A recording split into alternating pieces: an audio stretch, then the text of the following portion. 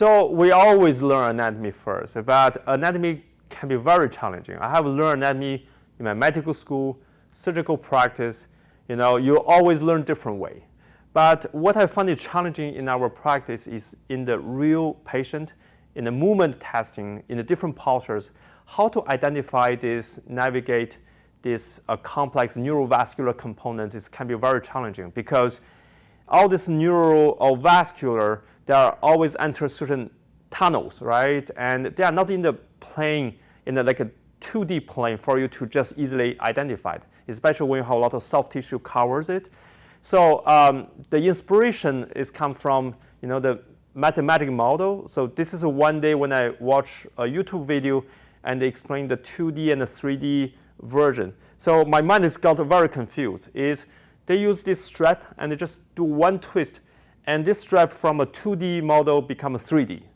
And my brain cannot understand why you put an ant crossing this strip and they can actually walking on the 3D model rather than just on the surface.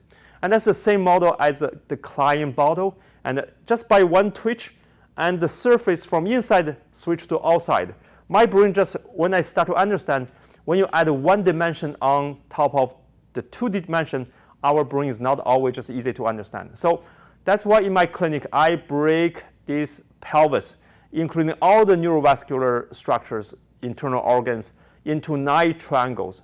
When you have 9 triangles, that's all 2D version. You can easily navigate what is the pathologies, how the different muscle interfere, different nerve or arteries, circulations.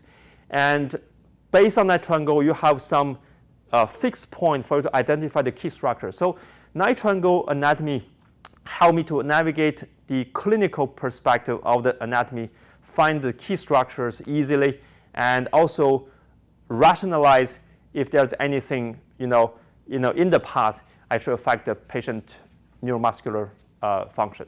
So that's the concept of 9 triangles. Actually, I use that concept every day in my practice. It's just how I navigate. So because the artery will flow from the heart to the distal, but the veins will flow from distal to central, right? So, and sometimes if you have this, nerves passing by there, so it's really helped me to navigate. For example, if this patient coming in, why this patient have a recent worse, varicocele, but in this meantime, there's a reduced penile blood circulation in terms of erectile function. So this really helped me to understand the inward flow and outward flow and how this muscular or activity changing these functions. It's when things working well is that is simple. We don't have to think too much. But when things doesn't work well, sometimes you think this problem is coming from local, but just don't understand why the circulation changes, right? Why I'm keeping relaxing the muscle, the nerve function is still not improving.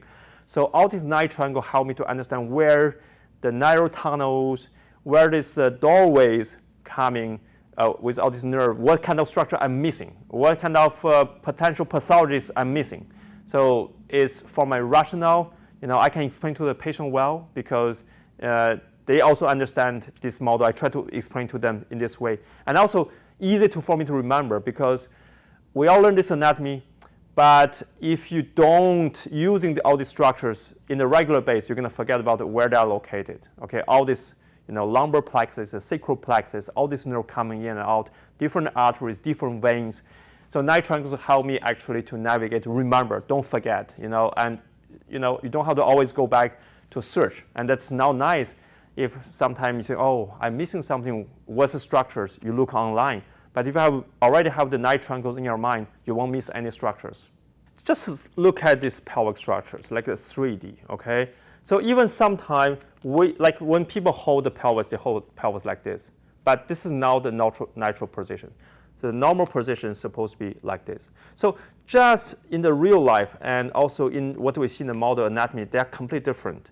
And so, for example, how we define the triangle, all the triangles are actually they are the triangles surrounded the peritoneum, which is one of the place have all these internal organs and well very suspected for the pressure changes.